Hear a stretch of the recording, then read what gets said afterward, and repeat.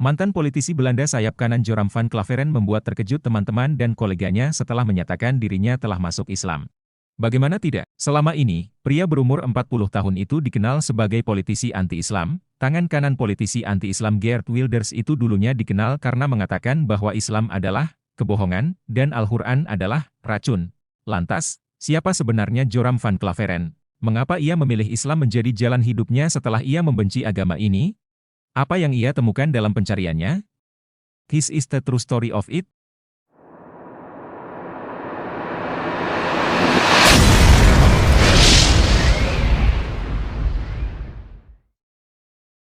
Van Klaveren dilahirkan pada 23 Januari 1979 di Amsterdam. Dia mempelajari ilmu agama di VU University Amsterdam dan pernah bekerja sebagai pengajar. Sebagai anggota Partai Kebebasan Wilders, PVV, dia menjadi anggota parlemen mulai 17 Juni 2010 hingga 21 Maret 2014, namun dia keluar dari PVV setelah Wilders menanyakan para pendukung apakah mereka menginginkan lebih sedikit orang Maroko di Belanda. Saat itu, dalam kampanye politik pada tahun 2014, masa pendukung menjawab, lebih sedikit, Wilders pun tersenyum dan berujar, jadi kita akan bereskan soal ini. Wilders kemudian dinyatakan bersalah pada tahun 2016 atas dakwaan diskriminasi. Selama bertahun-tahun, saat menjadi anggota parlemen untuk Partai Kebebasan Wilders atau PVV yang dipimpin Geert Wilders, Joram van Klaveren melakukan kampanye tanpa henti melawan Islam di Majelis Rendah Parlemen Belanda. Nederland is vol, bomvol. Maar dat interesseert politiek Den Haag helemaal niks. De leugenaars en wegkijkers uit het kabinet en Tweede Kamer vinden het prima dat er iedere week meer dan 1000 asielzoekers ons land binnenkomen. Hoe meer toekomstig stemvee en profiteurs ons land binnenkomen, hoe beter ze het vinden. Maar ik vind dit niet oké. Ik vind het schandalig. Ik vind dat Nederlanders worden verraden. Asielzoekers pikken onze woningen in. Ze profiteren van onze uitkeringen. Ze krijgen gratis zorg. En Nederlanders mogen dat allemaal betalen. En onze wijken en straten worden nog onveiliger met al die gelukzoekerscentra. Duizenden asielprofiteurs, waaronder ook veel jonge mannen met losgeslagen hormonen en achterlijke islamitische normen kunnen onze vrouwen en dochters lastigvallen en aanranden. En velen hebben de boel ook bedonderd. Honderden mensen die Nederland binnenkwamen als asielzoeker omdat Afghanistan zogenaamd onveilig was, zijn gewoon voor vakantie en familiebezoek teruggegaan naar Afghanistan. We worden dus belazerd waar we bij staan. En de politieke elite laat het allemaal gebeuren. Roept in koor, meer, nog meer asielzoekers. Ze hebben lak aan de Nederlanders. En het PVV-plan is heel eenvoudig. Dicht die grenzen. 0 asielzoekers meer toelaten in Nederland. Helemaal niemand. 0 is 0 en vol is vol. Vang ze maar op in de regio, maar niet hier.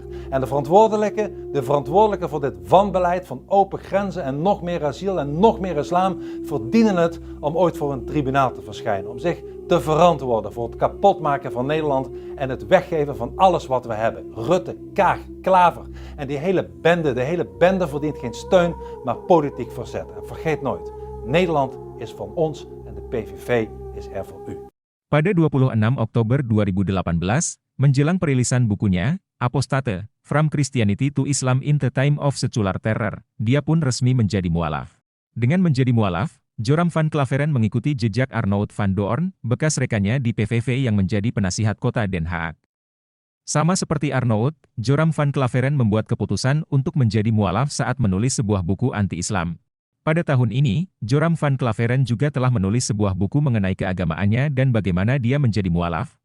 To first ask you, who is Joram? Joram van Klaveren was born on January 23 in 1979 in Amsterdam, in a pretty regular family, father, mother, brother, another brother, younger, sister, a cat. In Amsterdam, I was born and raised there. We're a practicing Protestant family. After I finished high school, I studied comparative religion. I was a teacher for a few years. There happened a lot of things in the Netherlands, especially in my life. Became a member of parliament, and in the end I decided to write an anti-Islam book, which started as an anti-Islam book, changed into this search for God, and it ended up me becoming a Muslim. How was your life in regards to faith? What did you believe in? Before I was a Muslim, I was a Protestant Christian from the Reformed Church. We read from the Bible, we all got biblical names, we were all baptized, we went to church, etc., etc. So we're pretty Christian in that way, in that sense. Of course, I believed that there is a creator, I believed in heaven, hell, I believed in angels, revelations, and of course what separates the Christians from the Muslims is that I believe that Jesus Christ was the Son of God. Yeah, in a more philosophical way, I believed he was God himself, of course. I believed in the resurrection and crucifixion of Christ, of course, and I believed in the atonement. But because the Trinity is a very complex concept, whether you believe it or not, it's still very complex, because if there is a God in the Bible, it says God is eternal. But if you are eternal and you die, you cannot be eternal, immortal at the same time. So that was something when I was a little older, 16, 17, I started questioning things like that. It's not very logical. I talked to many priests, preachers, even rabbis, and the answers I got weren't very satisfying. That made it for me kind of complex, and in the end I had some doubts about stuff like this, but I said, well, I set it aside and I thought, okay, I just believe it, and perhaps I'm not smart enough to get the whole picture. And I still believed in God, I still believed that Jesus was a very important person, I believed he was the Son of God, but how it exactly was, I left it for what it was. How and why did you decide to write an anti-Islamic book? After high school, I went to university and I did comparative religion. And the remarkable thing, I think, was that the first day of me going to college was September 11, 2001. Already thought, okay, these Muslim guys are kind of crazy and this religion isn't the truth. Then a few years later was this guy in the Netherlands called Theo van Gogh. He was a famous filmmaker and he was killed in the street. He was shot and they tried to slit his throat and they put a knife in his stomach with a letter on it for another girl, Ayaan Hirsi Ali, and it said, "You are next." So it strengthened my anti-Islam feelings in such a way that I thought, well, I have to become politically active to do something and stop this evil of harming our country. You started politics because of Islam. Yeah, and that really had to do with Islam. That was the reason that I wanted to write a book, to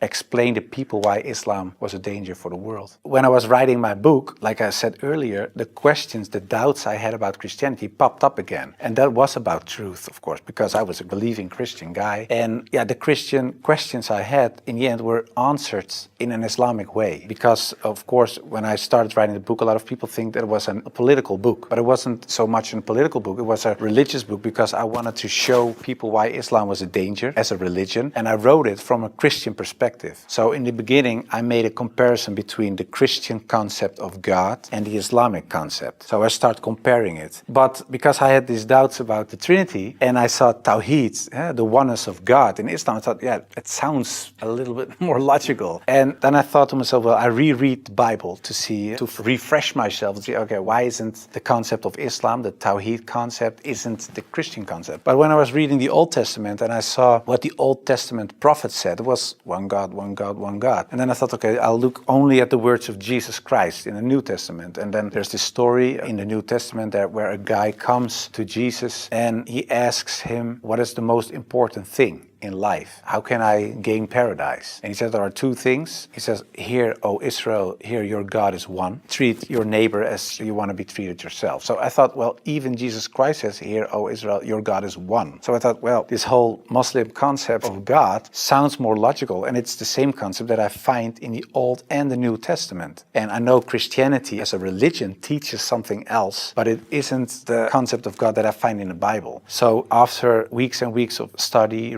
rereading all kinds of books, I thought to myself, okay, perhaps this oneness of God is something that is true. So that's how it started. What resources did you use while doing your research? Because I was kind of shocked, I started writing to several authorities on these religious matters. And one of the guys that I wrote to was Sheikh Abdul Hakim Murad, and he's a professor from Cambridge University. But in a way it was kind of strange, of course, because I was a politician back then still. I was writing an anti-Islam book with an anti-Islam purpose. And I'm asking this Muslim professor from another country, can you help me? So I told him I'm writing a book. I have a lot of questions. So I was very plain why I thought, why is Islam promoting terrorism? Why is anti-woman? Why is anti-Christian? Anti-whatever. After, I think, 6 weeks, he sent me a very extensive email. And he started explaining, directly answered a lot of my questions. But he also told me, you have to read this article, read this book, read that book, ask this person. And so he was very extensive in his way of explaining. But in the end, after I read all these books and articles and made a comparison between prophets from the Old Testament with Muhammad, peace and blessings be upon him, I had no arguments anymore to say they are prophets and he is not. And I thought to myself, well, if I accept Moses on these grounds and I cannot accept the prophet, then there is something else. So I thought, why don't I think he is a prophet? And I thought, oh, perhaps because he had many wives. But then again, when you look at Solomon or you look at King David, Abraham, there are a lot of people in the Old Testament that had more wives. And when you look at even outside of the religious books, culturally in Europe, in Africa, Asia, everywhere, there were men with several wives for several reasons. So I thought to myself, well, that cannot be a reason either. So one by one, all these reasons fell. And then in the end, I thought, well, I have to say all of them are not prophets. But I didn't believe that because I thought, well, the things they did, they said, the miracles that happened, etc., they were confirmed in what they said and what they did. So they are. And then I said, well, then I have to accept that Prophet Muhammad perhaps is a prophet too. So I was doubting it. So first I thought, well, it's the most evil person I know because of the history. Then I said, well, perhaps it's not that evil, but he's not a prophet. And in the end, I started doubting, perhaps he is a prophet. Yeah, that took, of course, me reading a lot of books again. And the one thing that I think was very wise of Abdul Hakim Murad to say was, he said, well, the books you read about with the anti-Islam arguments are written by non-Muslims. He said, if you want to know more about Christianity, you don't read books from atheists. You start reading the books from the Christians. Why do they believe this? What are the arguments? So he said, you have to do the same with Islam. So start reading Islamic books from Islamic teachers, from Islamic scholars, etc. And then you can see, if you compare the books on the same topic of people who are Muslim and wrote those books and non-Muslim, you can see where they took the wrong turn, where they translated words in the wrong way, sometimes perhaps even not on purpose, but just because they didn't know, where things are added, where things left out of it. So, and in the end, you see there's this other religion almost created because of all these things. And that's what I did. And that's what I also did with the life of the Prophet, because I read a book from Martin Links, The Life of the Prophet, based on the earliest source of Muhammad. And it was written, of course, by a convert. And his way of reasoning, his way of telling, his way of writing appealed to me because it's culturally the same thing. How do I approach a certain topic, etc. And it was the first time that I saw him not so much as a warlord, because that's the picture I had in my mind, but I saw him as a father, and I saw him as a friend and a teacher, and so much more. And so, yeah, I saw the person and his character, and I said, well, I can say a lot, but I cannot say that this is not a good man. So his character persuaded me to read more and to want to know more. What surprised you the most while doing your research? The story about Hind, there was something that, like a switch, like I had to change. And it was because I thought Hind was the wife of one of the enemies, Abu Sufyan. And in a way, they gave money to kill Hamza, the favorite uncle of the Prophet. And that was what happened on the battlefield. He got killed. They even paraded with his ears and cut off his nose and horrible stuff. So the Prophet was deeply sad, of course, of what happened. And years later, he became powerful. He came in power in Mecca. And then there was Hind. And I was reading this book and I thought, okay, now she gets crucified or her head gets cut off or something like that. But he said, well, I cannot look at her right now, but everybody is forgiven. And if you want to stay here and live among the Muslims, it's possible. If you don't want that, you can go. But bloodshedding is over now. And I thought to myself that she was forgiven. If you can forgive someone who kills a relative, especially a favorite uncle of you, even starts parading with parts of his body to show other people that she humiliates you and whatever you stand for, that means you have such a great character. It's very special. It's something you don't see. And that's what he did. So I thought to myself, well, it was a really special guy. And when I thought that, I thought, well, I have these arguments for him being a prophet. I see his character. I see the way he treated other people. I see how he treated his enemies. I think he is a prophet. But then I thought to myself, whoa, that's horrible. Because I already accepted this oneness of God. And now I say he is a prophet. If I say there is only one God and Muhammad is his prophet, prophet. It's almost shahada. So I thought to myself, okay, let's close the books. Stop. This is going in the wrong direction. And of course, I wasn't that anti-Islam anymore because of what I read, what I saw, and what I experienced. What I tell you now, it sounds a little like a fairy tale, but it really happened. In the end, there were all these books at the table. And when I had this feeling of, yeah, okay, this is shahada in a way, I thought, well, I put all the books away and I put the books on the highest shelf. But there were so many books that a lot of books fell off the shelf. And one of the books that fell off the shelf was the Quran. And when I picked it up, my hand was on a page with Surah 22, Ayat 46. And it says, it's not the eyes that are blind, but the hearts.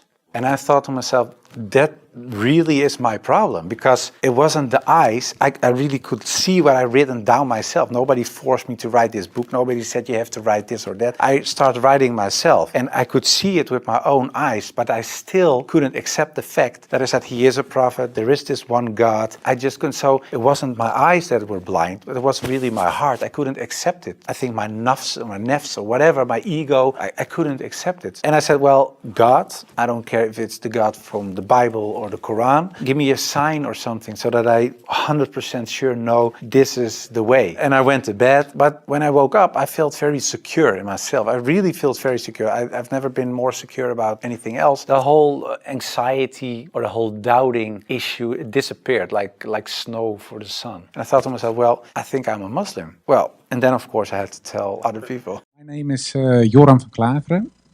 I'm from the Netherlands, and I used to be a member of the PVV. It's probably a party that you do not know, and if you do know, that's something special to know. It's the party of Geert Wilders. Maybe you've ever heard of him, the guy with the blonde hair. It's not his real hair color. I know. But he founded the party in 2006, and it's called the PVV, the Freedom Party of the Netherlands. And the main goal of that party was to make sure that Islam was not able to grow in the Netherlands, and later on it was the purpose was to ban Islam from the Netherlands. Nah, bagaimana menurut kalian? Semoga kita semua terhindar dari fitnah, dan lebih baik dalam menelaah informasi. Demikianlah video ini. Semoga bisa bermanfaat. Insya Allah kita jumpa lagi di video berikutnya.